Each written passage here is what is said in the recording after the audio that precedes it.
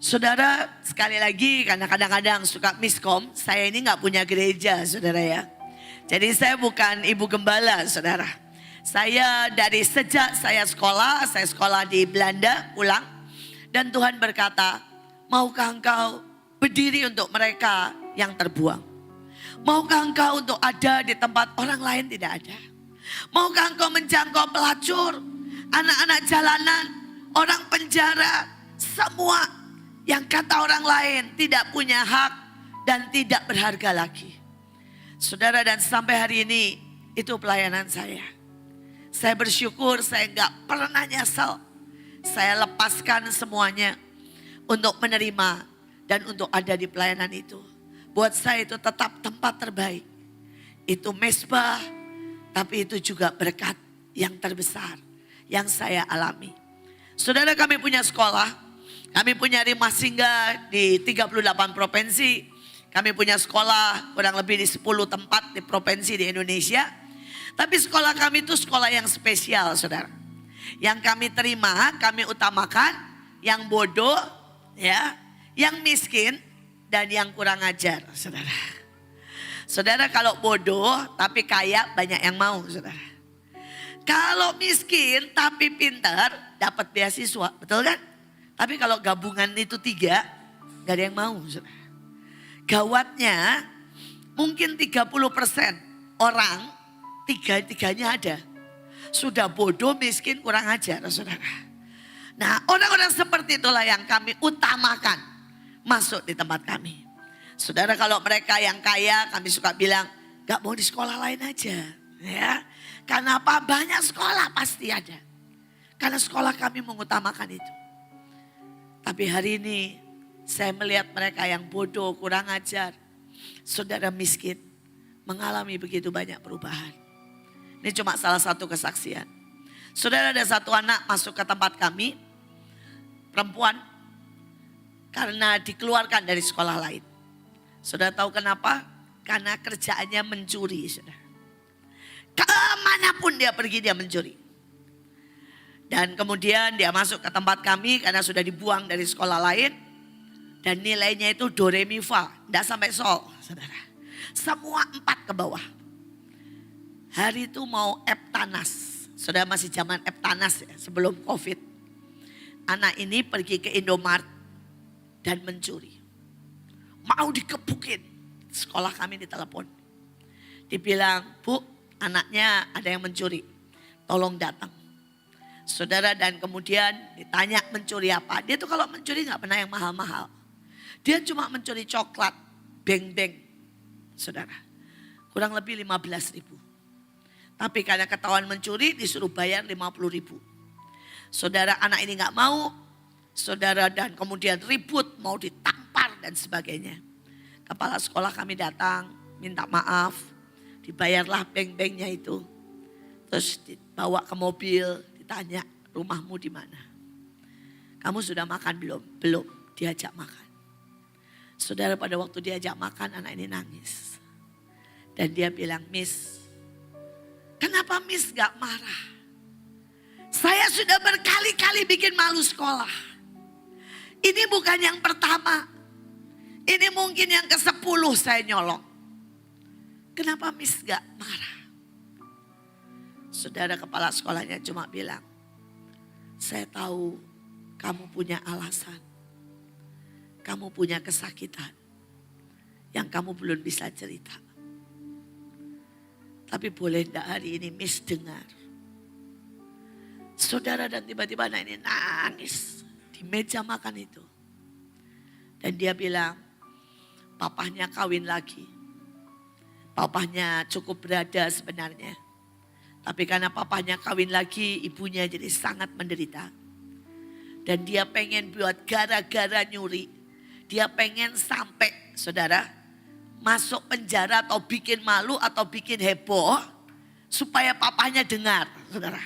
Papanya yang meninggalkan istri dan anak-anaknya. Saudara, dan hari itu, Miss-nya cuma bilang, boleh gak pakai cara itu. Boleh gak dengan kamu cari Tuhan, sekolah, bikin bangga papa mamamu. Saudara cuma seperti itu pulang. Dan tinggal seminggu Eptanas. Saudara. Anak ini tiba-tiba saudara, nilainya semua 89. Ternyata anak ini bukan bodoh saudara. Tapi anak ini sengaja membuat dirinya bodoh saudara. Dan sejak hari itu dia minta semua khotbah. Dia dengarkan semua khotbah, singkat cerita, perjalanan panjang. Tapi hari ini anak ini kerja di Dubai. Saudara menjadi seorang direktur, saudara ya, dari sebuah hotel. Saudara dengan gaji lebih dari, yang gak direktur lah, tapi bagian manajer, bagian office, bagian segala macam begitu. Dengan gaji 50 juta setiap bulannya. Saudara, ini cuma satu dari ribuan kesaksian. Dan saya tahu, setiap saudara mungkin di sini, ada yang di desa, ada yang dimanapun. Saudara adalah agen-agen pembawa perubahan. Kita dipanggil untuk orang-orang di sekitar kita. Semakin jelek, semakin kacau. Saya tahu Tuhan punya hobi. Saya berkata menurut saya Tuhan itu harus ditambah satu profesinya. Selain guru, selain gembala, menurut saya harus ditambah satu, pemulung. Saudara, saudara tahu pemulung? Pemulung itu ngambilin barang-barang bekas. Terus kemudian diolah lagi saudara. Menurut saya Tuhan Yesus itu harus tambah satu profesinya, pemulung. Karena dia mengambil begitu banyak barang yang bekas yang dibuang. Dan menjadikan indah. Saya berdoa hari ini saya bisa sharing di antara Bapak Ibu. Maafkan kalau mungkin ada beberapa yang menurut saudara aneh atau salah. Saya bukan pendeta, sekali lagi bukan gembala. Tapi biarkan saya sharing supaya memberkati. Karena saya pengen bahwa apa yang saya alami. Saya melihat satu kota berubah. Saya melihat ribuan anak diubahkan. Saya melihat ribuan keluarga dipulihkan. Saya melihat bagaimana Tuhan menjamah mereka yang paling hina. Yang tidak ada harapan. Saya melihat bagaimana nasib mereka menjadi ajaib. Saudara, dan itu yang saya rindu. Dimanapun saudara berada, saudara melihat itu. Dan itu kebahagiaan. Yang sampai hari ini saya tidak akan tukar dengan apapun juga.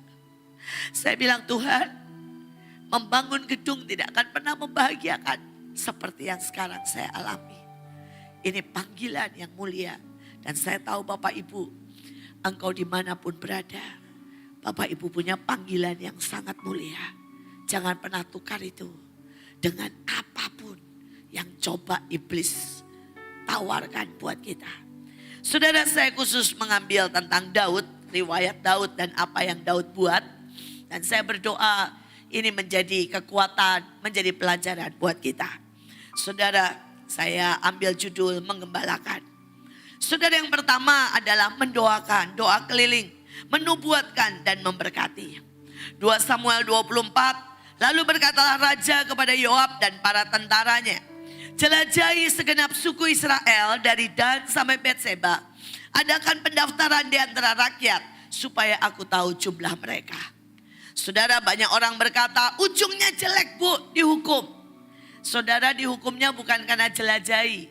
Dihukumnya pada waktu Daud mulai bangga. Saudara, dihukumnya pada waktu orang Israel mulai menyembah berhala. Tetapi Alkitab semua berkata, mulai dari Abraham Tuhan bilang kelilingi negeri. Karena tanah yang kau ijak menjadi milikmu, pesan Tuhan buat Joshua. Kemudian Yesus sendiri semuanya bicara tentang kelilingi negeri.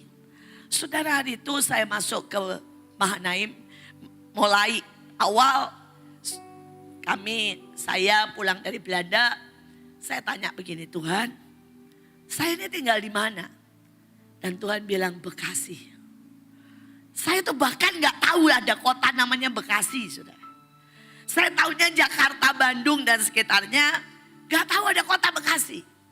Saya tanya-tanya, akhirnya saya tahu itu kota pinggiran Jakarta.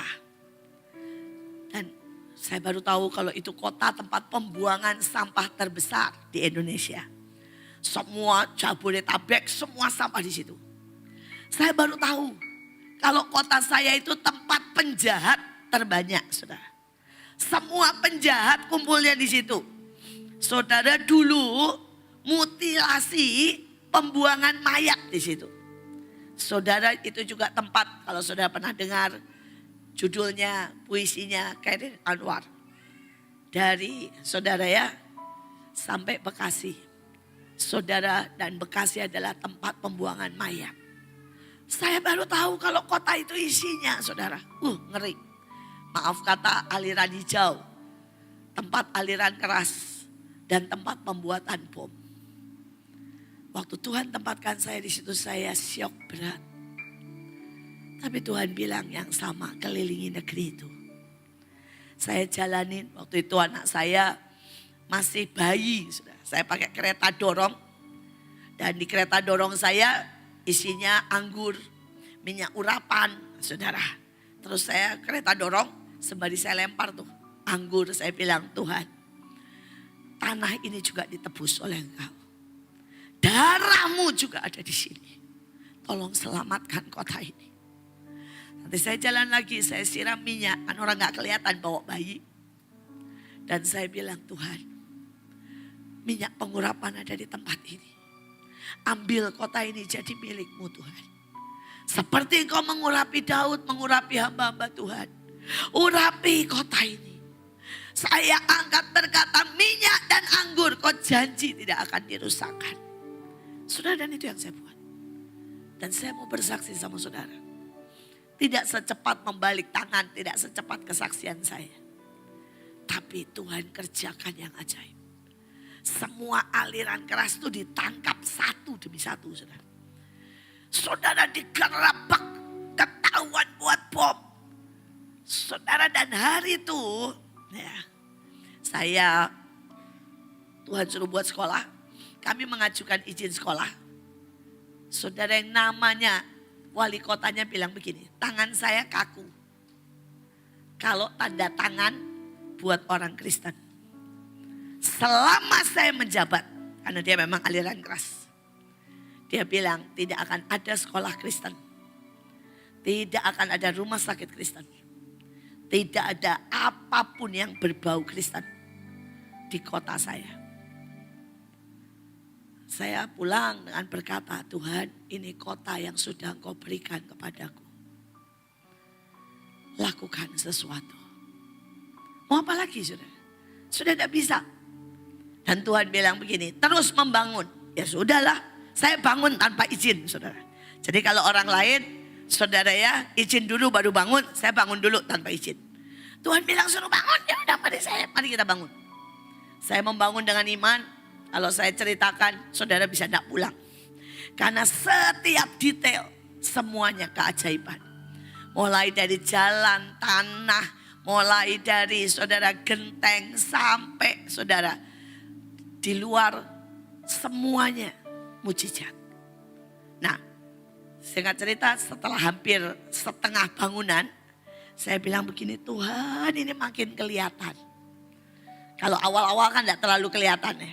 Ini kalau nanti datang, ngecek izinnya bagaimana. Tapi Tuhan diam aja. Pas hari itu saya khotbah di satu tempat, tiba-tiba orangnya nanya begini, Bu, Ibu bukannya sedang bikin rumah, bikin sekolah? Iya Pak. Di Bekasi ya? Iya Pak. Dia bilang gini, itu yang namanya wali kota. Dulu miskinnya setengah mati. Tinggalnya di sebelah saya, di kampung sebelah saya, makan sama saya. Tidur sama saya, sekolah bareng saya. Mamah saya semua yang biayai. Sebentar ya Bu, saya telepon. Di depan saya dia telepon wali kotanya.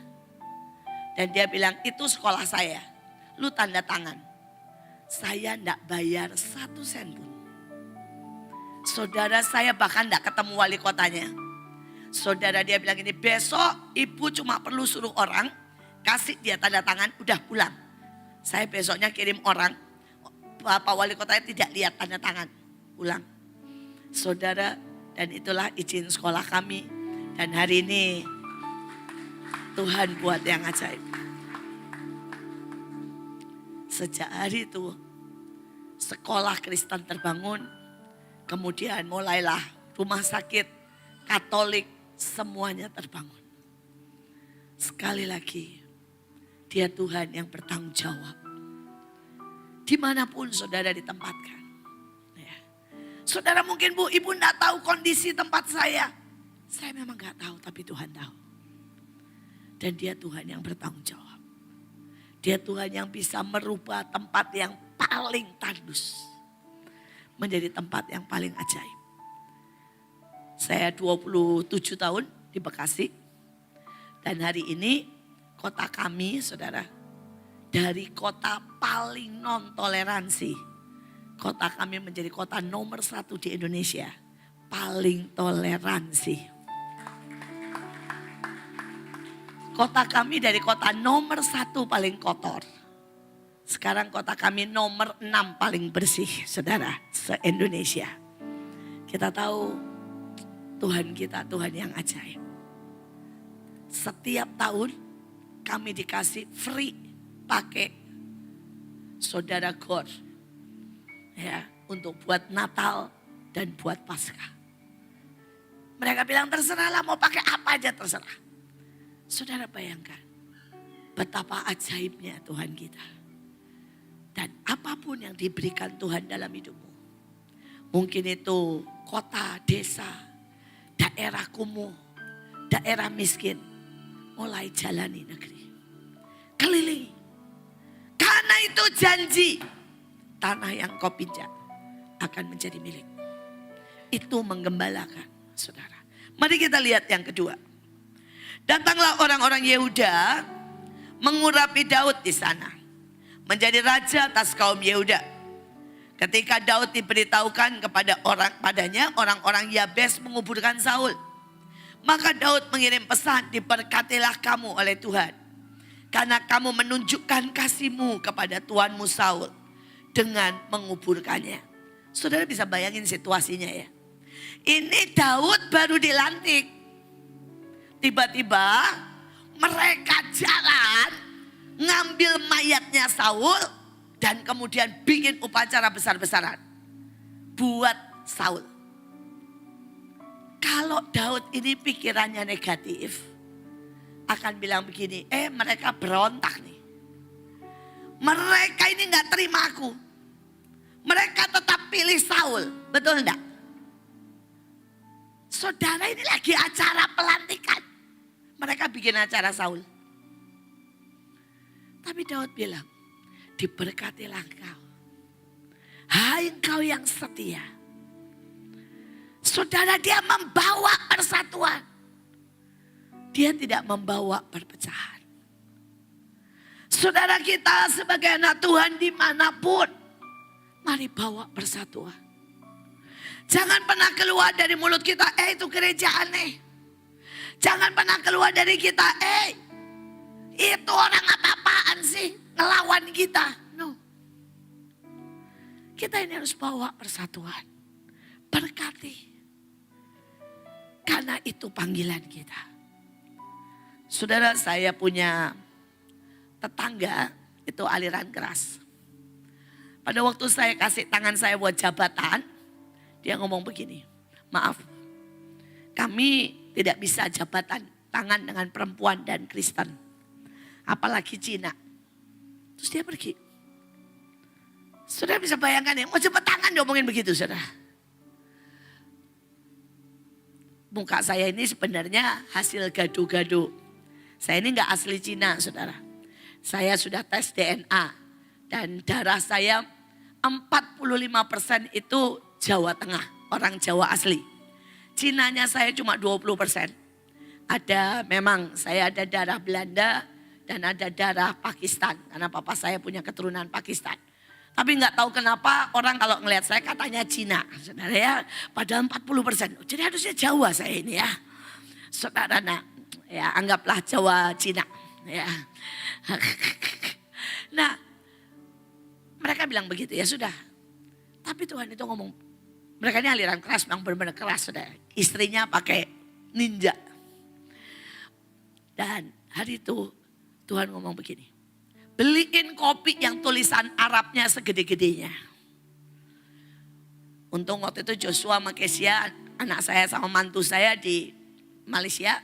Saya bilang gini, cariin kopi yang ada tulisan Arabnya segede-gedenya. Saya bilang begitu. Saya bilang siap. Saudara, jadi beliinlah kopi yang tulisannya Arab semua. Pokoknya mereknya Arab, dari Arab, nggak tahulah. Saya kan nggak bisa baca ya. Pokoknya saya bilang cariin kopi yang Arab semua tulisannya. Sudah dibawain sama mereka. Saya kasih. Begitu mereka lihat tulisan Arab, mereka langsung menerimanya. Sah ini ya. Kalau tulisannya Cina, udah pasti itu dibuang.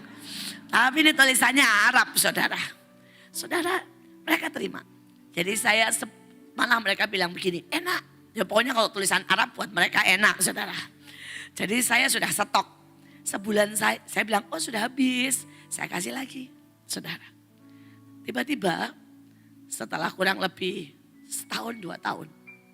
Saya lagi berdoa. Tuhan bilang begini, pergi ke kamar, pergi ke rumahnya.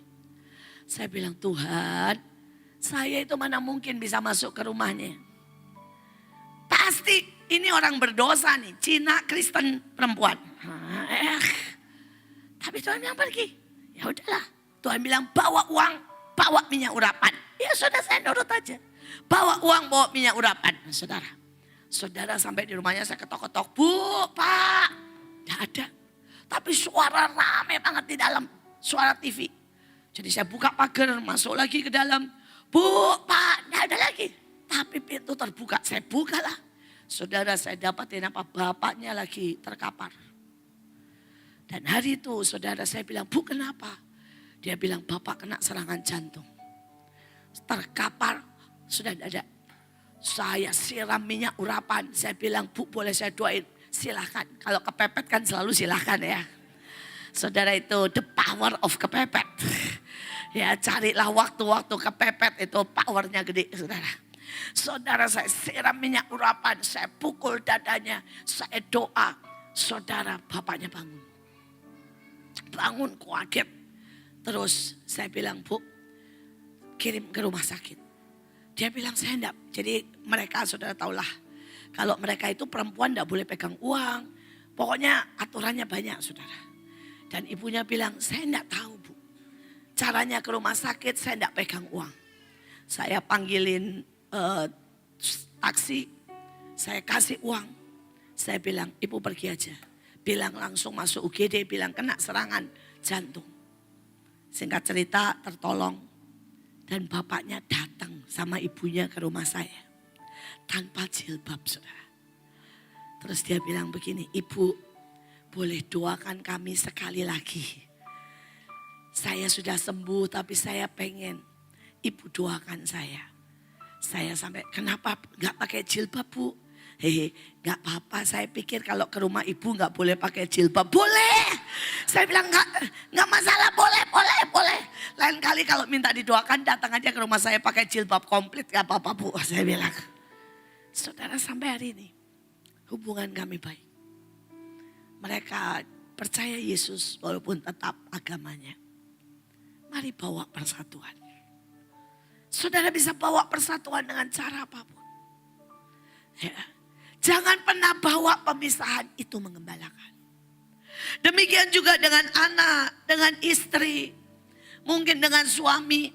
Ya, ibu-ibu jangan suka ya ngajarin suaminya. Papa harusnya begini, papa harusnya begini. Awas, istri gak dituntut buat cerewet. Istri dituntut untuk membantu. Lo namanya penolong, betul? Bukan memerintah. Saya menikah lebih dari 35 tahun. Kalau saya suruh, suami saya gak bergerak. Tapi kalau saya pura-pura melemah, suami saya bergerak, saudara. Jangan bilang bapak-bapak ya. Tapi misalnya dulu nih ya, kalau saya bilang begini, yang itu anak-anak gak bisa matematika, saya juga gak bisa, bodoh banget saya. Tolonglah yang ajarin. Saudara, dia tiba-tiba ngajarin anak-anak saya. Dan dia akan ketawa-ketawa bilang begini, mamamu itu matematika lupa semua. Ngomongnya begitu, saya diam aja. Yang penting kan bapaknya ngajarin, pekerjaan saya berkurang. Tapi kalau saya bilangnya begini, ajarin matematika anak-anak. Pasti bilang, kenapa gak kamu aja? Ya, saudara, jadi artinya apa? Kita itu jangan pernah merintah.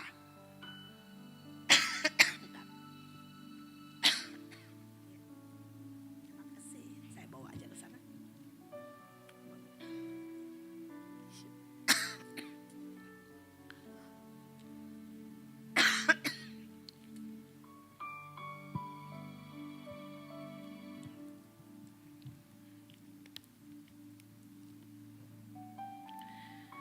Tapi mari bawa persatuan. Kalau saudara bawa persatuan dengan cara yang setiap orang suka. Ya. Karena setiap orang itu punya bahasa kasih yang berbeda-beda. Ya.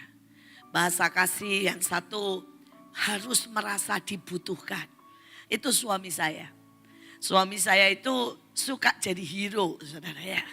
Jadi kalau merasa dibutuhkan, wah dia mendadak melakukan semuanya. Tapi kalau diperintah, jangan harap saudara. Nah tiap orang itu punya cara. Anakmu punya cara. Ada anak-anak yang suka dianggap, ya, untuk dia sudah dewasa, biarin aja. Kadang-kadang dia buat kesalahan, doakan. Jadilah teman. Tapi ada anak-anak yang suka didampingi. Mari dampingi.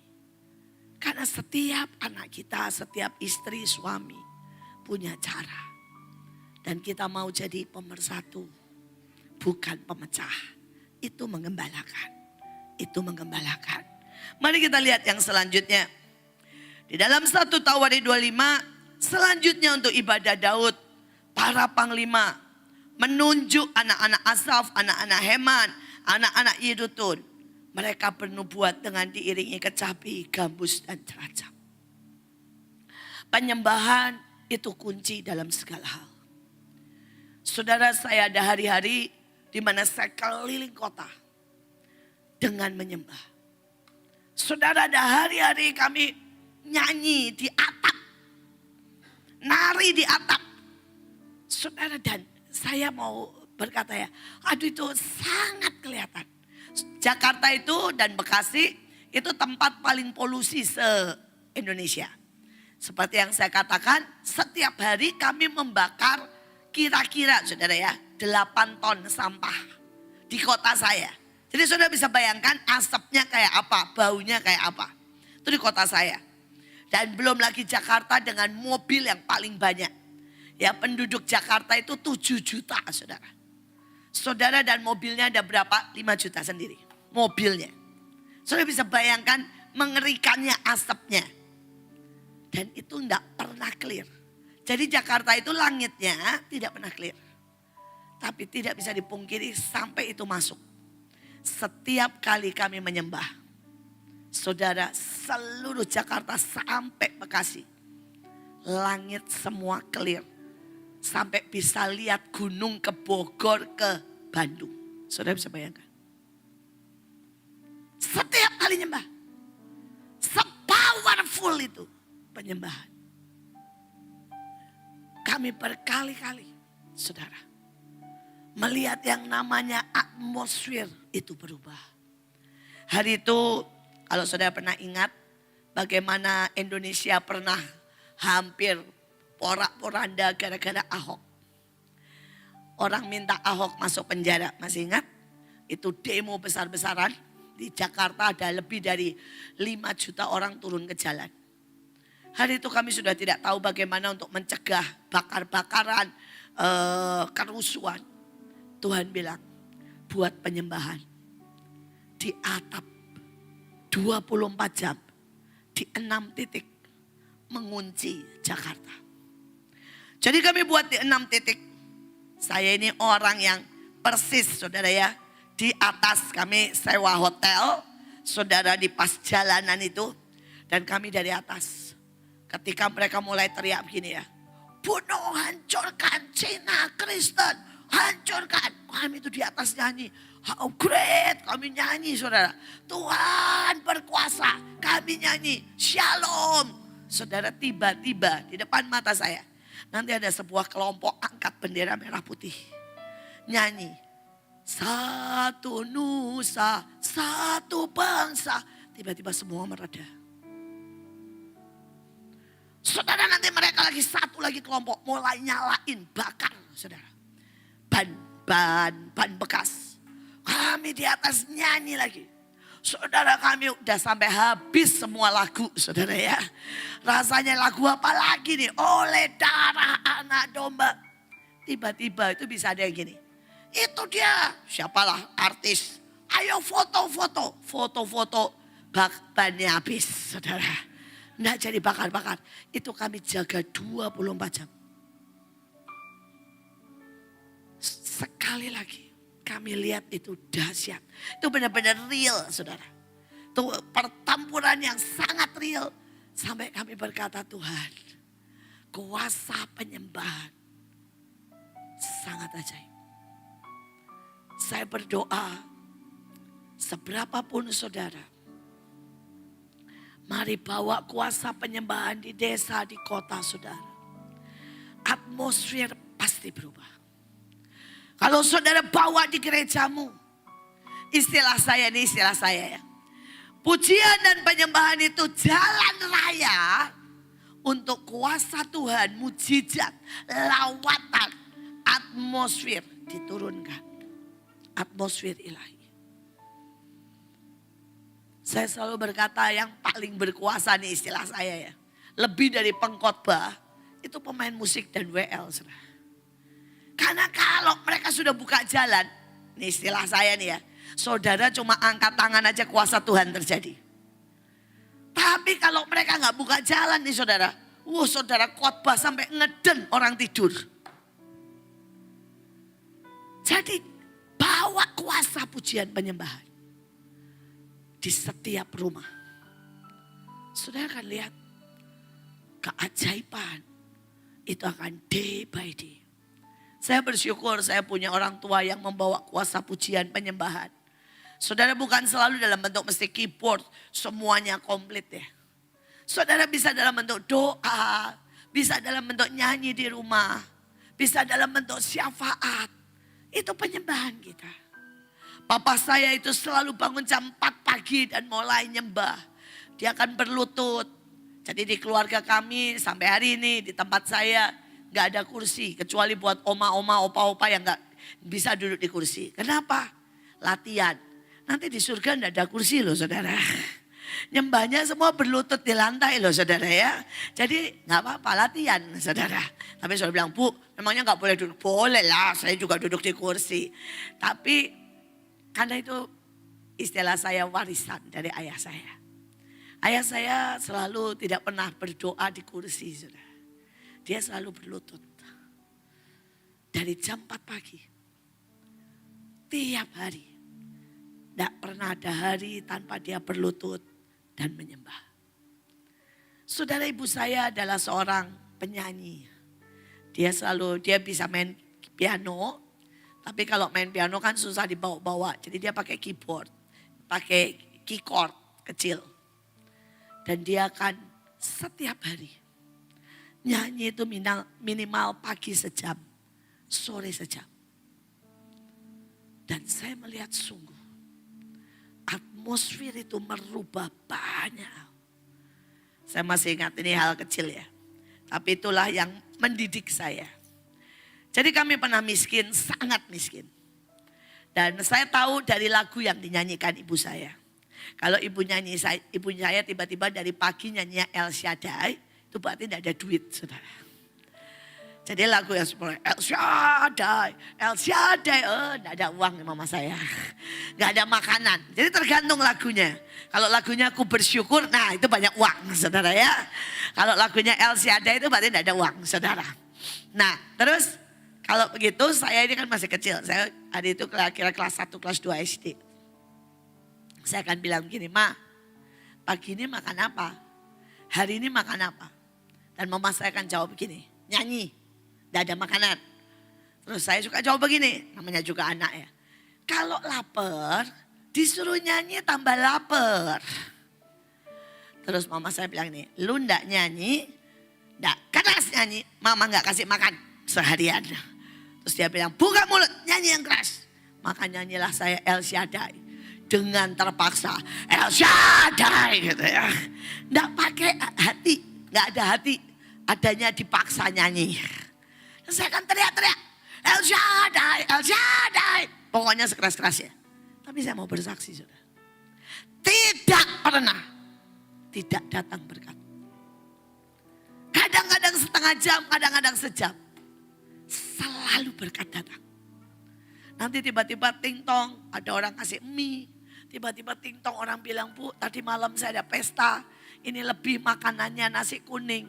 Tiba-tiba orang datang bilang, Bu pesan makanan karena ibu saya catering. Sampai saya bilang begini, Tuhan.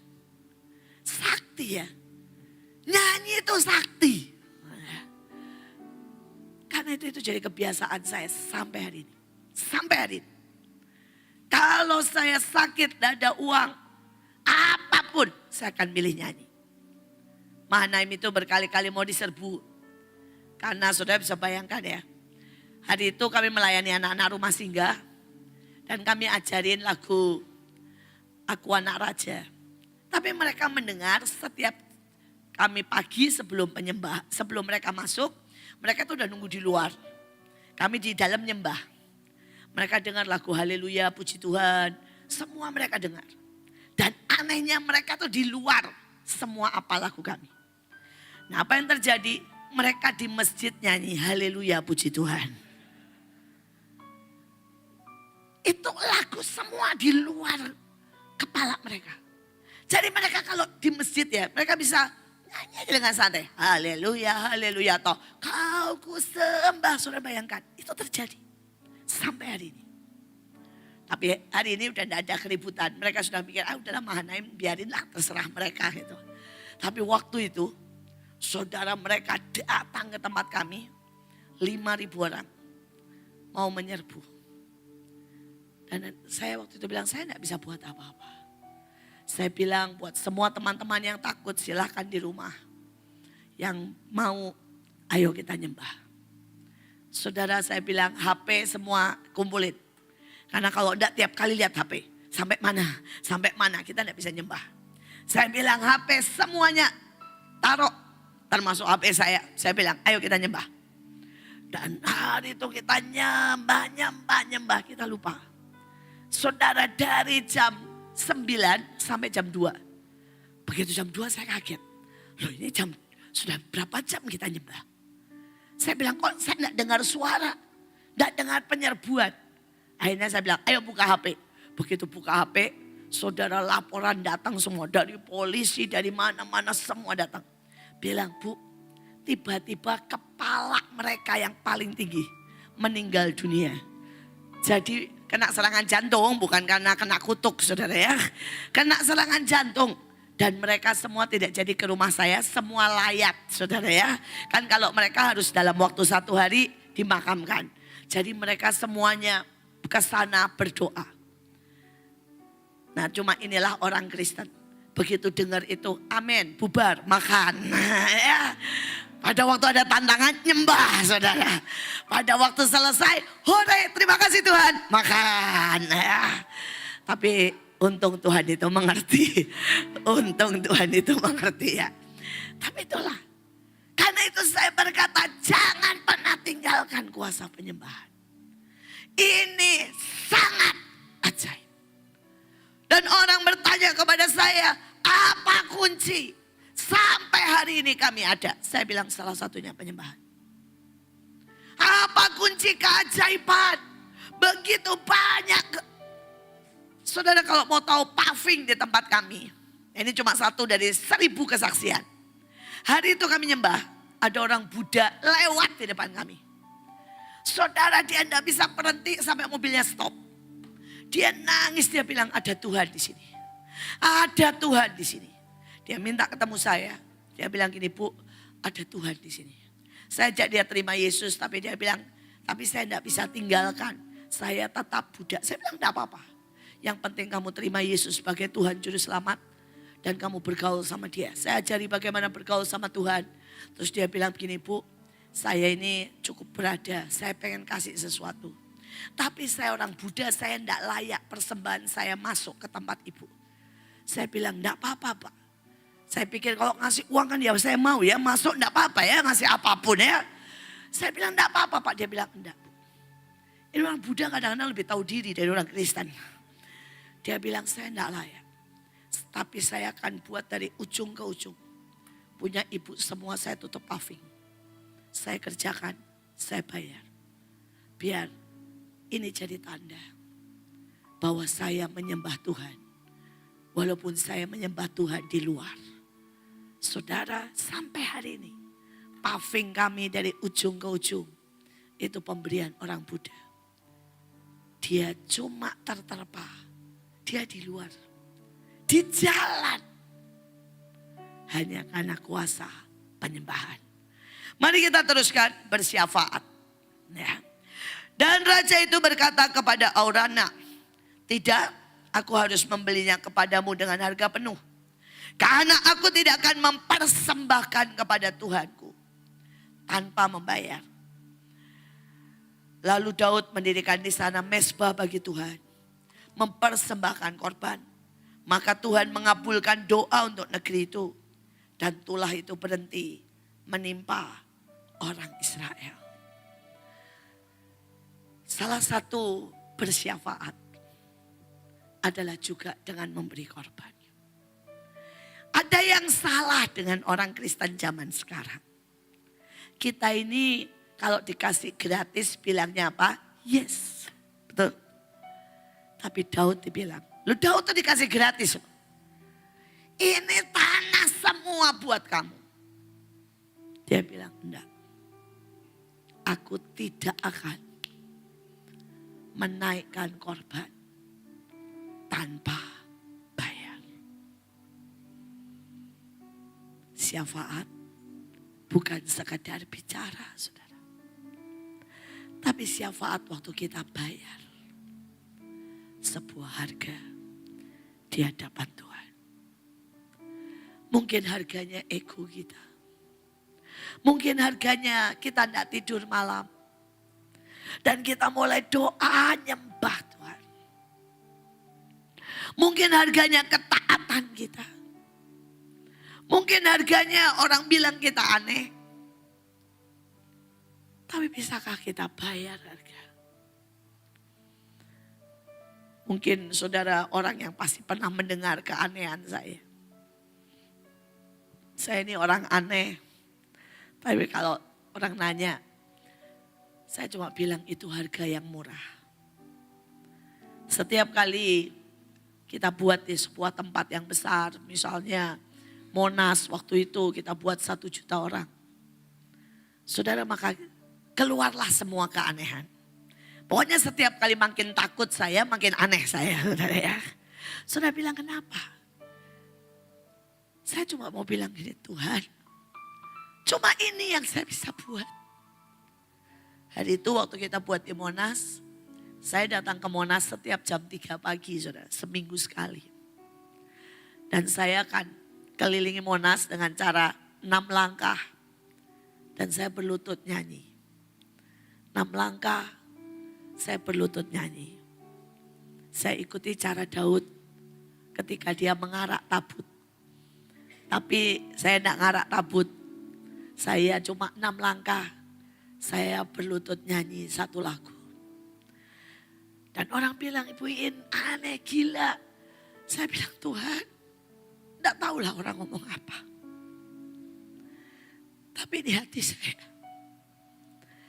kalau saya cuma khotbah ini gak ada harganya. Saya malah nanti dikasih PK. Maaf ya Bu, kalau gak minta PK. Tapi biasanya kan begitu ya. Jadi saya mau bilang, ya itu bukan korban dong. Saya khotbah di sini ini bukan korban dong. Bapak Ibu bisa mengerti maksud saya? Ya. Orang berkata, Bu, Ibu keliling Indonesia korban. Enggak, gue seneng kok jalan-jalan. Ya walaupun sembari khotbah ya pasti. Tapi coba sudah bayangkan. Bagaimana saya bisa anggap itu korban. Saya kemanapun disambut makanan paling enak sampai badan saya melar begini.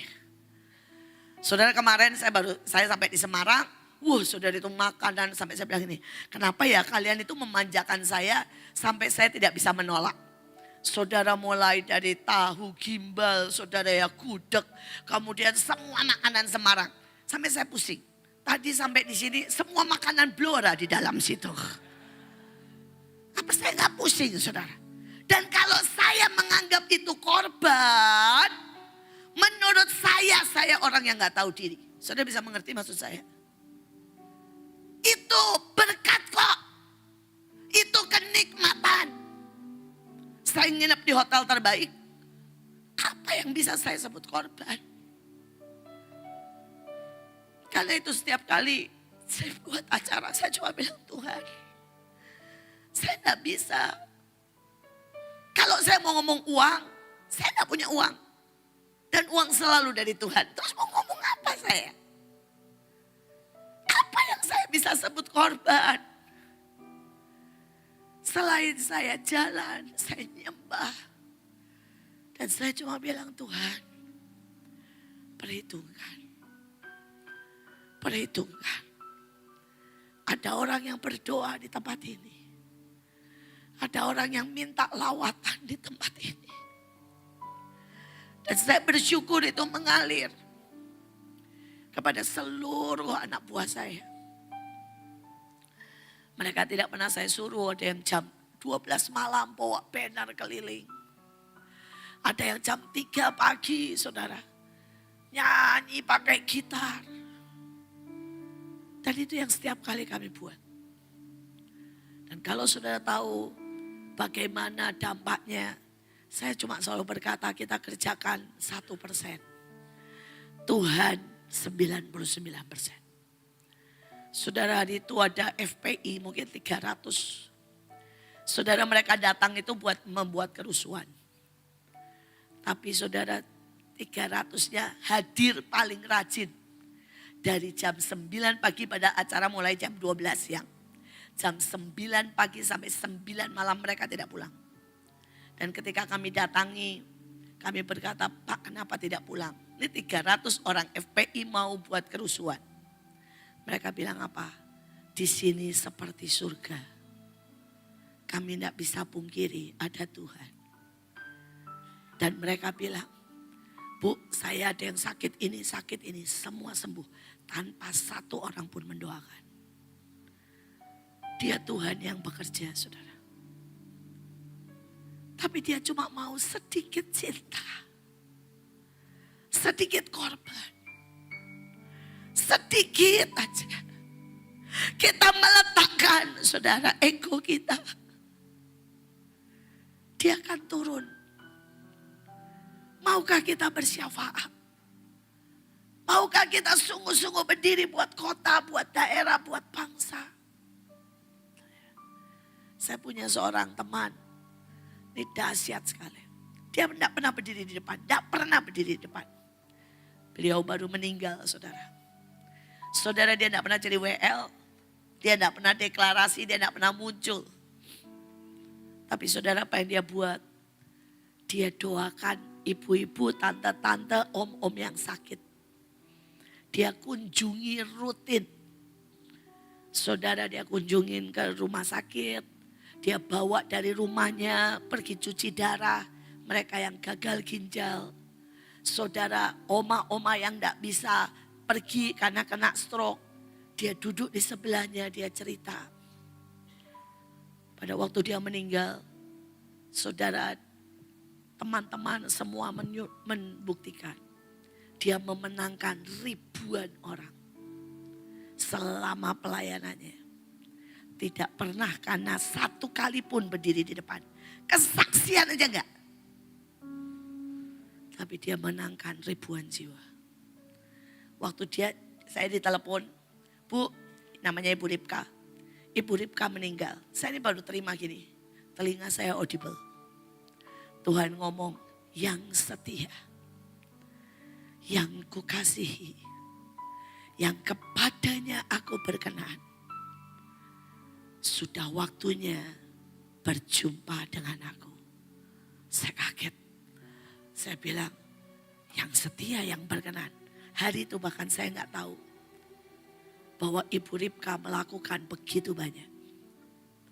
Ketika sampai di sana yang datang, saudara, ini pemakanan, kebaktian, penghiburan ya penuh, semua orang sakit. Orang sakit, emak-emak yang pakai tuntun, yang pakai kereta, pakai kursi roda, yang datang sebenarnya deretak begini badannya. Saya sampai bingung, ini kebaktian kesembuhan ilahi atau kebaktian penghiburan? Saudara, dan mereka ini semua yang dilayani dia bertahun-tahun. Mereka semua nangis, mereka semua bilang ini, Ibu, saya kenal Ibu cuma dari streaming. Karena dia yang memperkenalkan. Saudara, sampai saya bilang ini, Tuhan, ini syafaat, ini korban. Dan saya berharap, saudara, kita sebagai gembala, kita sebagai pendoa syafaat, mari kita berikan korban. Mari kita doa dengan menaikkan korban yang sesungguhnya. Bukan korban tanpa membayar harganya. Daud mengatakan, aku tidak akan berikan sebuah korban tanpa membayar harganya. Mari bersyukur. Kalau saudara ada di kota kecil dan saudara merasa saudara tidak pernah dapat fasilitas seperti hamba-hamba Tuhan besar, jangan marah. Dan mari berkata terima kasih buat setiap kesempatan untuk berkorban. Karena kesempatan berkorban untuk setiap kita tidak bisa dibuat-buat. Reaksi kita itu bisa menjadikan masalah itu beban. Atau masalah itu jadi korban. Pilihan di tangan kita. Masalah bisa menjadi saat kita menaikkan korban. Dan Alkitab berkata, tulah itu berhenti. Amin. Tulah itu berhenti. Pada waktu COVID, saudara, beberapa rumor orang berkata kami melanggar. Sebenarnya kami memang melanggar, tapi kami ngomong sama wali kota. Karena kami berteman baik sekarang sama wali kota. Jadi kami berkata begini, Pak, semua yang tidak punya BPJS, namanya serahkan kami. Biarkan kami yang mengurusnya. Semua yang sakit COVID tanpa gejala dan tidak ditampung di rumah sakit, biarkan kami yang mengurusnya. Semua ya, yang pemerintah dan rumah sakit tidak bisa tampung, yang sudah terlalu parah, biarkan kami yang mengurusnya. Terus Pak Wali Kota berkata, oke Bu, kita deal. Saudara, bahkan dia berkata, kami tidak punya cukup dana buat membuat dapur umum buat mereka semuanya. Kami bilang yang pemerintah mampu silahkan, yang tidak kasih semua ke kami. Kami yang lakukan. Saudara, mereka juga berkata, Bu, kami tidak punya tenaga buat bagiin sembako. Saya bilang oke, kasih seberapa Bapak ada, sisanya kami bagi. Saudara, dan karena itu pemerintah bilang begini, tempat di Mahanaim bebas mau ngapain. Tidak boleh ada yang ngontrol. Maksudnya kalau tempat lain itu kan dikelilingi ya saudara. Kalau ada keramaian suruh nutup. Tidak boleh. Mereka bilang gak bisa, mereka kerja 24 jam. Jadi tidak boleh ada yang ngontrol. Itu punya hak seperti rumah sakit. Jadi kami hari itu pada waktu pandemi. Saudara, kami doa, praise and worship seminggu setiap hari. 7 kali 24 jam saudara, gantian. Kami buka sekolah-sekolah buat apa? Nampung yang sakit. Kami buka dapur umum 24 jam. Anak-anak STT, anak-anak rock. Saudara, kami sebar buat nanganin orang sakit, mandiin, nyuapin. Saudara, dan data ini kan kami kan harus nyerahkan data. Karena kalau dengan wali kota kan harus nama per nama. Saudara, dalam 2 tahun 25.000 orang kami layani. Dan semuanya sembuh karena Tuhan kita yang ajaib. Pada waktu pandemik, 25.000 orang kami layani, itu nama demi nama. Dan semua sembuh. Tanpa infus. Saudara, tanpa saudara yang macam-macam. Cuma tumpang tangan. Kami kasih makan. Kami kasih obat simpel. Kami jemur. Kami doakan. Semua agama.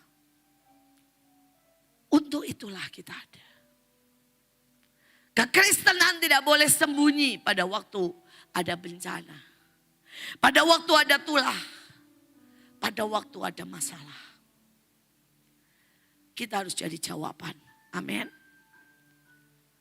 Setiap ada orang yang melaporkan kami, Pak Wali Kotanya bilang, kalau ada yang berani urusan sama Mahanaim, sekarang ngomongnya gitu, urusan sama saya. Mereka yang ada di barisan paling depan. Sampai waktu itu gereja itu ada yang laporin kami. Mereka bilang, kenapa Mahanaim tetap ibadah? Sedangkan semua gereja diharuskan tutup. Saudara Pak Wali Kotanya sampai bilang begini, kenapa ya Bu orang Kristen gak bisa bersatu, memalukan? Wali Kotanya bukan agama Kristen. Wali Kotanya marah-marah. Apa perlu itu ya orang Kristen saya panggil, saya marah-marahin. Ya. Saudara, saya bilang Pak pengertiannya beda-beda. Mereka maksudnya baik, mau taat. Jadi mereka laporkan kami. Mereka kan gak tahu kalau kami kerjasama dengan Bapak. Saudara, tapi saya mau berkata, kita bukan orang yang membawa perpecahan. Kita membawa persatuan. Amin. Mungkin caranya beda-beda. Gak apa-apa. Gak apa-apa. Tidak harus semua caranya sama. Gak harus. Tidak harus modelnya kayak kami semua yang saudara, istilah saya, kami ini pejuang garis depan. Bukankah selalu harus ada yang membangun tembok? Bukankah harus ada yang mengangkat dupa? Tapi kita akan bersama-sama untuk membangun bangsa ini. Amin. Kita teruskan. Saudara, bagaimana ya penyembahan itu? Penyembahan itu adalah membawa seluruh umat lebih dekat dengan Tuhan lewat pengajaran. Saudara, yang pertama nih, apapun bicara ke Tuhan. Mazmur 55. Ya, Mazmur 55. Doa minta tolong terhadap musuh.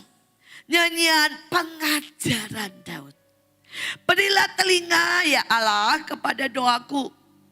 Aku ini menggembara, aku ini menangis karena cemas. Hatiku gelisah, aku dirundung takut dan gentar. Tapi aku berseru kepada Allah. Dan Tuhan akan menyelamatkan aku. Membebaskan aku dengan aman. Dari serangan terhadap aku. Saudara, tidak ada kata bahwa kita anak Tuhan, pendeta, itu bebas dari serangan. Tidak ada kata saudara, bahwa kita bebas dari masalah. Tidak ada hamba Tuhan, pendeta, bebas dari capek, jenuh, bosan. Justru kitalah yang paling sering mengalami itu. Tapi mari kita bawa semua ke hadapan Tuhan. Pada waktu saudara berkata, Tuhan tolongi aku. Buat aku ini jatuh cinta. Buat aku ini kembali melihat kebaikan-Mu. Saudara, Dia Tuhan yang setia. Hari itu saya di puncak keletihan, kecapean saya seperti yang tadi kata WL saya. Setiap kita akan ada masalah. Tidak bisa kita berkata kita tidak punya masa seperti itu. Tidak, setiap kita punya masa seperti itu. Saudara, dan pada waktu itu saya punya hutang 5M. Saudara, sekolah lagi setengah dibangun. Dan kemudian semua orang menghentikan. Saudara donasi kepada Mahanaim gara-gara isu saya sesat. Saudara, dan semua pelayanan saya dibatalkan. Hanya karena isu, saudara. Ya. Saudara, dan ya mau apa lagi ya. Isu itu kan bisa saja. Gosip itu kan digos makin sip ya. Jadi ya saya tidak bisa melarang lah. Saudara, dan itu benar-benar persoalannya kami punya 5.000 murid. Itu cuma yang di Bekasi. Dan sekolah sedang separuh jalan, semua donasi diberhentikan. Berarti semua saudara karyawan saya, guru-guru saya tidak bisa makan. Saudara, dan berarti anak-anak saya tidak bisa sekolah dengan baik karena semua dihentikan. Padahal waktu itu pembangunan harus berlanjut karena belum ada AC, belum ada pintu, belum ada jendela. Tapi sekolah sudah jalan, tapi sekolahnya masih tanpa jendela, tanpa pintu. Saya sudah bilang sama orang tua murid, kami akan melanjutkan pembangunan sembari sekolah berjalan. Dan hari itu saya naik ke atas, ke atap. Karena saya kalau doa itu saya suka di atap, saudara. Rasanya enaklah di open air sembari melihat seluruh Mahanaim. Saya naik ke atap dan saya cuma bilang begini, Tuhan, sejujurnya saya sudah tidak kuat terbang. Tapi saya akan tetap berlari. Mungkin di depan saya tidak akan kuat berlari lagi. Saya akan tetap jalan. Dan kalau serangan ini semakin banyak dan kau tidak turut campur, saya mungkin tidak kuat jalan, Tuhan. Tapi saya tetapkan hati, saya akan merangkak. Karena saya akan tetap mendekat kepadamu. Saya bilang, tapi tolongi saya. Untuk saya tetap punya iman. Untuk saya tetap bisa jatuh cinta. Untuk saya bisa tetap percaya karena untuk menjaga iman saya saja. Saya tidak punya kekuatan. Saya bilang kalau sebentar lagi orang tua murid demo. Kalau sebentar lagi mereka marah-marah karena saya 5M tidak bisa bayar. Kalau sebentar lagi guru-guru harus makan.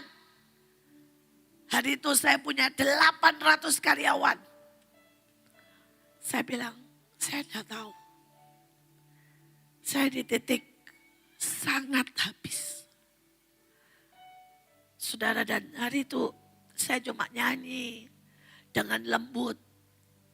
Dan saya rasakan angin dan saya tahu itu Tuhan. Bukan angin yang biasa. Saya cuma rasakan ada Tuhan yang berkata, aku ada di sini. Saya turun, saya pergi pelayanan. Karena masih adalah beberapa pelayanan kecil. Begitu saya sampai di tempat pelayanan kecil, saudara, tiba-tiba ada orang lari-lari. Dan orang itu bawain saya bunga mawar biru. Hari itu mawar biru belum masuk di Indonesia sebanyak sekarang. Belum masuk sama sekali. Saudara, dia bawain mawar biru 50 tangkai. Dan dia bilang, Bu, 2 minggu sebelum ibu datang ke sini, Tuhan bilang saya lewat mimpi, cariin ibu Iin, pesankan mawar biru. Dia bilang ini mawar biru dari Brasil, naik pesawat dan baru datang tadi pagi, pas hari ini. Saudara, waktu dia kasih saya cuma bisa nangis. Saya cuma bisa bilang, Tuhan, sebegitu Engkau menghargai. Sebegitu Engkau kekasih. Engkau seseorang yang berkata cintaku dan kasih setiaku tidak akan pergi dalam hidupmu. Saya cuma bisa nangis dan bilang, Tuhan, terima kasih. Buat mawar biru yang kau berikan. Saudara, dan saya pulang. Sebelum pulang ada orang bilang, Bu, mampir. Ambil amplop di resepsionis. Saya ambil amplop di resepsionis, bahkan saya gak ketemu orangnya. Karena orangnya mesti pergi ke luar negeri. Dan saudara, isinya 5M. Buat nutup semua biaya. Sampai saya berkata, sampai hari ini saya bahkan tidak tahu orang itu siapa, saudara. Dia cuma bilang, ambil. Saya salah seorang yang dengar khotbahnya ibu. Dan saya diberkati. Dia seorang konglomerat tapi gak pernah ketemu saya. Dia bilang ambil di resepsionis. Dia Tuhan. Dia Tuhan yang sanggup memberkati, sanggup menolong, sanggup buat mujizat. Dari tangan siapa saja yang kita tidak pernah tahu. Tapi kuncinya apa? Ayo jujur sama Tuhan. Ayo bicara. Saudara bicara sampai yang paling dalam. Saudara marah sama orang bicara. Saudara iri bicara. Saudara kesel bicara. Bicara saudara. Jangan biarkan hati kita ini rusak. Karena seringkali yang membuat kita tidak bisa lagi benar. Dan Tuhan tidak bisa menolong kita. Hati kita rusak. Saudara, Tuhan bilang kalau hati kita penuh dengan batu. Firman tidak bisa bertumbuh.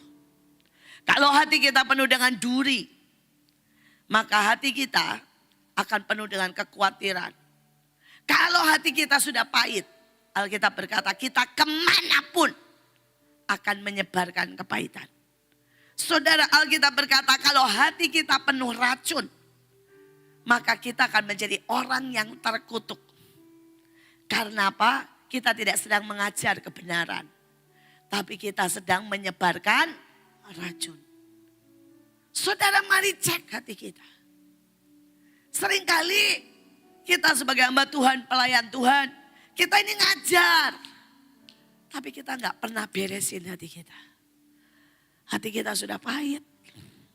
Marah. Di mimbar isinya saudara yang ngomongin orang. Marah-marah. Kecewa. Jangan sampai kita menyebarkan kutuk. Dan Alkitab berkata, kalau kita menyebarkan kutuk, di akhir zaman Tuhan harus berterus terang. Celakalah engkau hai hamba. Dan dia bilang kita harus masuk dalam kegelapan dan penyiksaan. Saudara bilang, kok bisa aku sudah melayani? Loh itu hukum. Misalnya nih ya, saudara buat makan gratis. Tapi di dalamnya ada racun, ada bakteri lah, E. coli. Kemudian orang itu mati gara-gara saudara ngasih makan. Saudara dikasih tepuk tangan atau masuk penjara? Masuk penjara. Saudara enggak bisa loh alasan bilang begini. Saya enggak tahu Pak, kalau itu ada bakterinya. Enggak bisa loh saudara. Kalau dokter malpraktek, kesalahan, saudara misalnya ya, orang itu alergi aspirin, misal. Dokter itu, orang itu datang bilang sakit kepala, dikasih aspirin, orang itu pendarahan, mati. Itu namanya malpraktek. Dokternya enggak bisa bilang, aku tidak tahu. Enggak bisa loh. Tetap dia masuk penjara. Sebagai pembunuhan. Why? Karena itu tanggung jawab. Demikian kita. Kita sebagai hamba Tuhan, pendoa, pengajar, WL, penyembah. Saudara sedang mengalirkan sesuatu. Pada waktu saudara berdiri, menyabat, mendoakan, memegang, mengurapi. Sampai ayatnya kan bilang begini, jangan cepat-cepat menumpangkan tangan. Karena kalau kamu menumpangkan tangan ada sesuatu yang mengalir. Dan kalau kita tidak beresin hidup kita, yang kita transferin racun, kita bersalah. Saya ngeri kadang-kadang. Saya ini orang yang melihat kejatuhan ribuan hamba Tuhan. Saya menyebut nama cuma supaya saudara menangkap. Ya. Saya ini tahu pada waktu Benny Hinn menjadi orang yang luar biasa. Saya tinggal di Belanda, saudara. Hari itu Benny Hinn sedang jatuh cinta dengan Tuhan. Dipakai Tuhan dengan dahsyat. Saudara sampai hari itu saudara ya. Kalau dia mau KKR, dia akan 3 hari 3 malam. Sendiri tidak mau ketemu orang. nyari Tuhan. Saudara, hari itu dia buat di Belanda, semua orang harus bayar tiket 1.000. Karena memang dia sewa hall paling mahal, paling besar se-Belanda. 1.000 gulden. Saya nggak punya uang. Jadi saya datang H-1. Cuma pengen lihat, ternyata udah nggak boleh masuk. Karena H-1 ternyata sudah dipakai buat mereka latihan dan sebagainya. Saudara dan saya itu cuma berdiri di luar. Masuk aja enggak, saudara. Ke lobi aja nggak boleh. Saudara, saya di luar, ternyata banyak orang yang gak dapat tiket. Nasibnya kayak saya. Tahu besok udah gak mungkin datang. Mereka berpikir sama kayak saya. Siapa tahu hari ini masih kecipratan lah dengerin latihannya atau apapun. Tapi kami gak bisa masuk. Kami ini cuma di luar jarak, mungkin di situ pintu. Kami di sini. Ini jalanan. Kami gak bisa berhenti nangis. Kami nangis terus, hadirat Tuhan, saudara. Wih, sampai saya cuma bilang, Tuhan, ini belum apa-apa. Dan saya tidak dengar apapun di telinga saya. Walaupun saya tahu di dalam mereka latihan. Mereka cuma latihan. Saya sudah diterpa dengan hadirat Tuhan sangat banyak. Tapi Tuhan menyerang keluarganya. Menyerang hidupnya. Menyerang anak-anaknya. Sampai saudara tahu, dalam kesakitannya dia bercerai tapi dia kembali lagi. Dan hari ini kalau saudara dengarkan khotbahnya, yang ada cuma tinggal kesakitan. Tidak ada lagi hadirat Tuhan. Yang ada cuma sakit. Sampai saya bilang, saya kalau dengerin dia sampai tidak kuat. Saya bilang, Tuhan kasihan. Ini orang sekarang cuma sakit. Semua yang dia keluarkan itu cuma sakit. Sekali lagi, jangan biarkan iblis menghabisi. Setiap kita punya masalah. Dan saya selalu bilang sama banyak orang, jangan berpikir kita lebih baik dari Benny Hinn. Saya menyebut nama bukan karena saya meremehkan dia, saya sangat menghormati dia. Saya orang yang adore dalam tanda kutip. Saya tidak pernah lihat orang diurapi sebegitu besarnya. Kalau Kathryn Kuhlman, saya belum lahir, saya belum bisa nikmati. Tapi orang yang setiap kali dia nyembah, saya nangis gak bisa berhenti. Saya ketemu Tuhan. Setiap kali dia nyembah, saudara. Dan saya ini gak pernah boleh dan gak pernah punya duit buat masuk. Saya selalu setiap kali dia bikin KKR di Belanda, di manapun. Saya ini orang yang di luar, saudara bayangin. Tapi saya selalu merasakan Tuhan dengan ajaib. Dan saya selalu bilang pada banyak orang, kalau orang yang sebegitu dahsyatnya bisa dihancurkan. Bukan dengan kejatuhan dalam dosa loh. Benny Hinn gak pernah berzina. Dia gak pernah nyuri uang loh. Dia cuma dihancurkan di sini. Hatinya terlalu luka. Terlalu capek. Terlalu saudara. Terbebani dengan uang.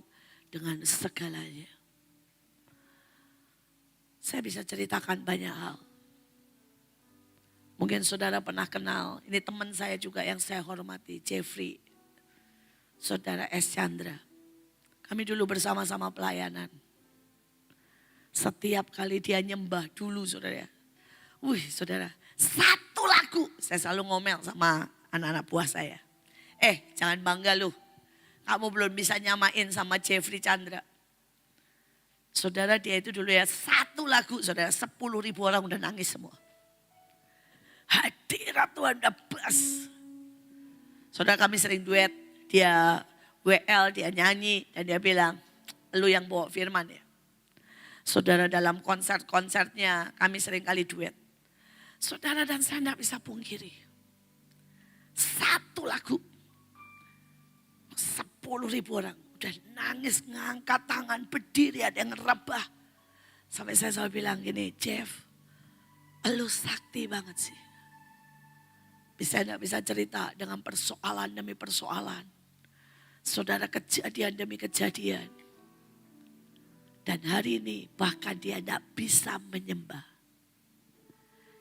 Setiap kali ketemu saya dia cuma begini. Gua terlalu capekin. Gua udah tidak bisa nyembah. Walaupun dia tetap ada. Dia kehilangan sangat banyak. Sekali lagi bukan faktor yang di luar. Di dalam. Di tengah pelayanan. Saya ketemu dengan banyak orang. Kalau saya mau cerita, saya bisa cerita semua. Saya mau berkata, please. Jangan biarkan hati kita hancur, luka, pahit, beku. Sampai bahkan Tuhan tidak bisa menembusinya. Saudara pasti tahu cerita yang paling terkenal. Teman sepelayanan Billy Graham. Saudara, dia orang yang lebih sakti dari Billy Graham. Lebih dahsyat dalam khotbah, dalam segala macam. Tiba-tiba iblis serang beruntun, saudara. Saudara, istrinya mati. Mamahnya kena kanker payudara. Saudara, anaknya kena masalah. Saudara, dan akhirnya dia menulis buku Farewell to God. Saudara, dia benar-benar jadi ateis. Dan ini cerita paling tragis. Di hari dia kena sakit kanker dan mati. Dia ada di rumah sakit. Di depannya itu lapangan besar. Billy Graham sedang KKR di situ. Dia nengok berdiri di rumah sakit itu, ngeliat ke bawah. Terus dia cuma nangis. Ditulis dalam bukunya, dalam sejarahnya. Dia bilang, Tuhan cuma bilang begini. Seharusnya engkau yang di situ. Tapi engkau terlalu marah. Terlalu kecewa. Sehingga engkau meninggalkan aku. Di akhir hidupnya. Dia cuma bilang. Tolong selamatkan aku. Dan dia meninggal dunia. Jangan pernah saudara biarkan iblis merusak hidupmu. Saudara mungkin berkata, Bu, bagaimana kalau serangan datang? Ayo hadapi. Saya berkata, ayo peperangan rohani. Karena terlalu banyak anak Tuhan tidak menggunakan senjatamu. Saudara mungkin berkata, Bu, kalau saya angkat senjata, seringkali ada serangan lebih keras. Betul. Tapi bukankah lebih baik daripada saudara menyerah dan iblis menelanmu bulat-bulat. Saudara mungkin engkau mengangkat senjata dan singa itu menerkam. Mungkin saudara tembak tapi singa itu sempat melukai saudara. Tapi setidaknya iblis tahu. Dan dia akan pikir panjang untuk menyerang saudara. Saudara, saya mengalami berkali-kali peperangan. Dan kalau saudara berkata, Bu, apakah ibu tidak pernah kena serangan? Sangat banyak. Saya lebih dari 20 kali tabrakan. Setiap kali dulu saudara ya, di awal-awal. Setiap kali saya peperangan rohani, pasti mobil saya diserang. Mulai dari mobil saya muter 360 derajat. Mobil saya pernah lompat masuk jurang. Saudara, saya perang di Iceland. Saudara, mobil saya turun ke jurang 20 meter. Saudara, saya mengalami serangan banyak. Tapi saya ngomong sama Tuhan dan sama iblis. Saya bilang ini, Tuhan. Alkitab berkata kalau seorang prajurit masih takut kehilangan nyawanya, dia tidak layak bagi Tuhan. Dan saya bilang sama iblis, please, kau tidak pernah bisa ambil nyawaku. Karena Tuhan bertanggung jawab atas hidupku. Pada waktu saya di bawah, saya nangis, saya ketawa di bawah jurang maksudnya.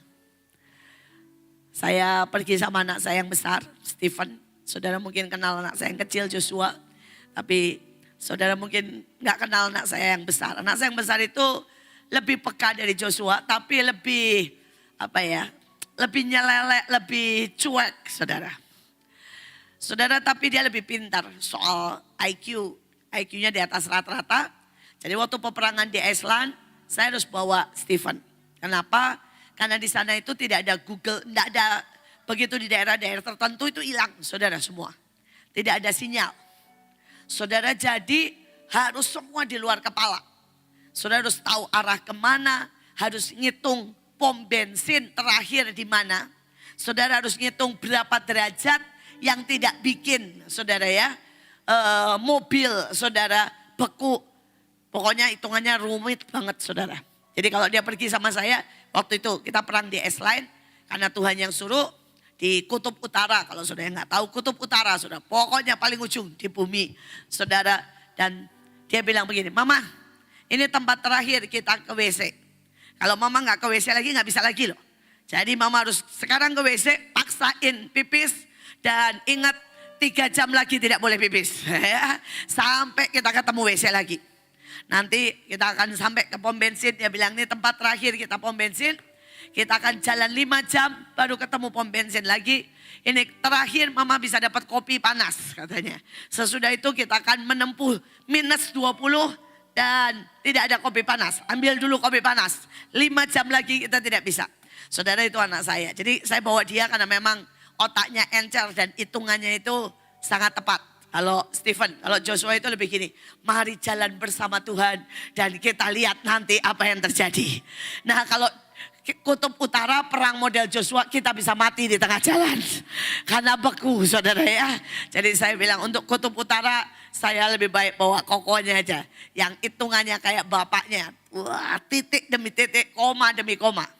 Saudara, dan dia bilang begini sama saya, Mah, saya itu mimpi iblis akan serang kita. Dan kita akan masuk jurang. Dan kita akan tidur di tengah salju. Saya bilang ini, batalkan dalam nama Yesus. Dia senyum, ya itu urusan Mama. Saya cuma sampein aja penglihatan saya. Saya perang, saya batal-batalin. Kita perang di satu tempat. Saudara, itu tidak ada apa-apa. Tiba-tiba hujan turun. Dan itu langsung jalanan itu semua jadi es. Mobil saya jalan muter. Cuet, terus gak bisa terkendali. Sebelah sini laut, sebelah sini jurang. Akhirnya anak saya mengambil keputusan dilempar ke jurang. Saudara, dan itu terjun 20 meter turun. Bam, masuk ke sana. Sampai di bawah, dia noleh ke saya duduk di belakang, dia di depan. Dia yang nyetir, dia bilang begini, soft landing kan. Saya bilang soft landing gimana, kepala Mama kena koper. Koper semua loncat, saudara. Buam, saudara ya. Dia bilang yang penting kita soft landing, kita selamat. Saudara, di dalam jurang jam 5 sore. Saya bilang gini, ayo Pan kita doa. Dia jawabnya apa? Mama aja. Kan saya udah mimpi. Memang kita di dalam jurang. Kebangetan gak saudara? Saudara gak ada sinyal. Saudara gak ada sinyal. Terus saya bilang gini, kan saya udah mimpi. Saya bilang enggak. Pokoknya Mama harus batalkan mimpimu. Saya mulai teriak-teriak. Dia diam di mobil, saudara. Saya teriak, saya turun, saya teriak, wah saudara ya. Saudara, dia diam di mobil, dia bilang gini. Saya mau lihat Tuhan dengar Mama atau Tuhan membiarkan kita tidur di sini. Kadang-kadang punya anak itu juga haleluya, puji Tuhan, saudara ya. Tapi enggak apa-apa, seperti saya bilang. Biarlah kita berjalan masing-masing dengan cara masing-masing. Begitu saya teriak-teriak, tiba-tiba ada orang berhenti, saudara. Orang itu dari jauh dia bilang, kamu kenapa? Saya bilang accident di bawah. Terus dia bilang oke. Saudara, dia ternyata petani. Dia pergi bawa traktor. Saudara, dan kemudian dia kasih tali. Tapi dia bilang begini, tali ini cuma 15 meter. Mobilmu 20 meter gimana? Sekali lagi saya berbahasa roh dan saya bilang begini, Tuhan mujizat. Pokoknya nyangkut ya. Pokoknya nyampe, saudara.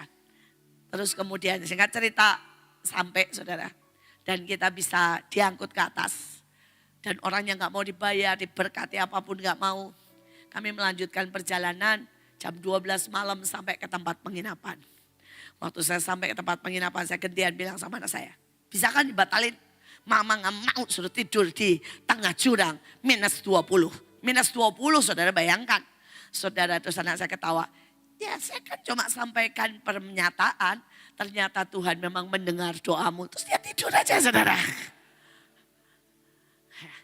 Ya itu anak saya. Tapi saudara, saya mau berkata begini ya. Peperangan pasti ada serangan balik. Saudara, hidup ini peperangan. Dengan dunia peperangan. Saudara, kerja juga saingan itu peperangan. Saudara, apapun. Mari jangan menyerah. Mari belajar. Mari bangkit. Dan bersama Tuhan kita lebih dari pemenang. Amin. Tapi yang sangat Alkitab ini Yesus sendiri yang ngomong. Jagalah hatimu dengan segala apa? Kewaspadaan. Karena ayatnya ini Yesus yang ngomong. Kalau hati sudah membeku. Tidak ada. Bahkan Tuhan tidak bisa saudara menembusimu. Karena kita itu free will. Saudara bebas. Karena itu Daud berkata. Di dalam pengajaran. Yang pertama kali dia bilang. Ini loh, beresi hati. Beresi hati kita dulu. Sebelum kita ngajar orang lain. Saudara, dan kita lanjutkan. Saudara, loncat saja yang ketiga. Menentukan nasib bangsa. Saudara, dalam hidup ini. Keselamatan bangsamu ditentukan oleh saudara. Amin. Saudara yang butuh PowerPoint-nya.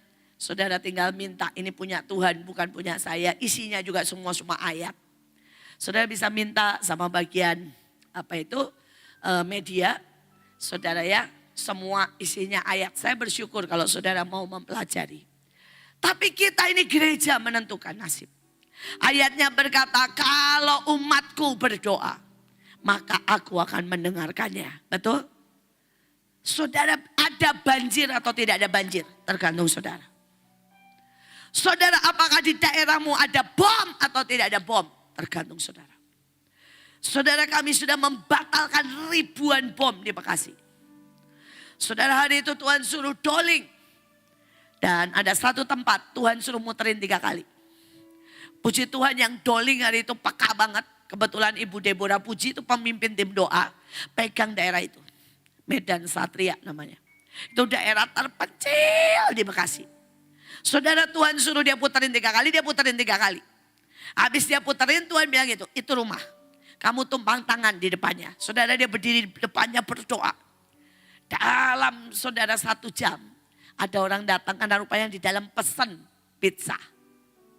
Saudara, ketika pesan pizza, saudara ternyata yang ngirim pizza, itu pernah sekolah militer 1 tahun. Karena sakit keluar. Saudara, dan begitu dia masuk ke sana, dia tahu barang ini itu pembuat bom. Saudara, dia telepon 10 menit kemudian datang Densus. Saudara mau tahu apa yang terjadi? Mereka sudah buat 100 bom. Hari itu mau meledakkan saudara seluruh gereja di Jabodetabek. Kalau saudara ingat kejadiannya, Surabaya mengalaminya. Itu bersamaan saudara. Tapi di tempat kami tertangkap 100 bom. Bagaimana bisa ada saudara pengantar pizza yang bekas militer. Yang tahu itu bahan bom kalau bukan Tuhan. Saudara doa 1 jam di depan dan ngelilingi. Itu membuat bom itu tertangkap. Kalau saudara dengar ya, kesaksian yang Surabaya, saudara akan nangis. Saudara, apartemen, tempat saudara pembuat bom itu, ada anak Tuhan yang Tuhan suruh mendoakan orang itu. Setiap lihat orang itu, dia lihat mukanya sangat sedih. Tuhan bilang doain, tapi dia tidak pernah doain. Dan ternyata mereka adalah pengantin atau pembawa bom bunuh diri. Saudara kok sudah tahu tentang Ritz Carlton waktu kena bom, JB Marriott, semua ada anak Tuhan yang hari itu Tuhan suruh doa keliling dan mereka menolak. Dan bam, terjadi. Sekali lagi engkau dan saya menentukan nasib bangsa. Saudara, seluruh dunia sedang diancam buat kelaparan. Saya tidak tahu harga beras di sini. Di Jakarta sudah mencapai 14.000. Apa? Sudah 16 di sini. Bukannya di sini penghasil beras. Harusnya kan Blora, Pati, terus daerah-daerah sini masih termasuk penghasil beras. Dan kalau penghasil beras itu harusnya katanya pemerintah loh ya. Saudara masih 12-13. Tapi sudah 16. Wah, sudah ada yang 17, 18. Saudara, ini karena seluruh dunia. Ini bukan cuma permainan politik. Saudara, Cina salah satu penghasil beras di mana kita impor. Saudara, dilanda banjir pada waktu Januari dan sebagainya. Sampai mereka menurunkan ekspornya tinggal sepertiganya. Thailand dilanda banjir. Indonesia dilanda banjir. Saudara, sehingga di seluruh dunia semua produksi beras itu turun separuh dari yang seharusnya. Saudara, saya mau berkata, saudara, biar bagaimana sepanjang jalan dari saya ke Semarang ke sini semuanya ladang, semuanya sawah. Tuhan itu sudah bilang dari sejak November lewat Ibu Nani, semua tempat sawah Tuhan bilang urapi dengan minyak dan anggur. Supaya kita tidak kena krisis pangan. Saudara, kami urapi semua Bekasi, semua Cianjur, dan semua yang kami urapi, semua normal bersaudara produksi. Tapi tetap di seluruh Indonesia masih sangat banyak yang tidak diurapi. Saya mau berkata, saudara bisa lakukan. Karena apapun yang saudara buat, itu pegang peranan buat seluruh dunia. Jangan pernah berkata, ya itu urusan pemerintah. Tidak bisa, saudara. Seluruh dunia produksinya turun tinggal setengahnya. Bagaimana harga tidak naik? Saudara dengarkan, ini Pak Jokowi loh yang ngomong. Bilang saya ini begging sama Cina. Dan Cina tetap menurunkan sepertiganya. Dia bilang saya begging sama Thailand.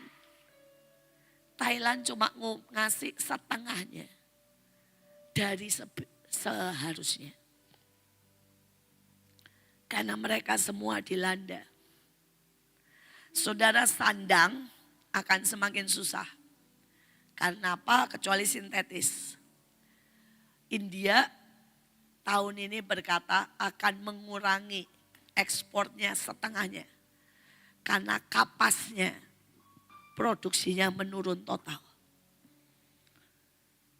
Saudaranya, saudara yang bisa untuk menahan semuanya itu. Karena kita menentukan nasib bangsa. Amin. Saya berdoa, saya tidak berpanjang. Nanti lapar semuanya. Nah, siapa yang sudah lapar, wajahnya sudah rada lapar. Tapi saya berdoa supaya nanti sore masih ada KKR. Saya berdoa kita semua menjadi orang-orang yang menjadi agen ilahi dalam hidup kita. Membawa perubahan, mencari berkat, membawa kasih buat semua kita. Mari kita sekali lagi bangkit berdiri. Kita nyanyikan lagu tadi, hidupku menggenapi. Dan biar itu menjadi kenyataan.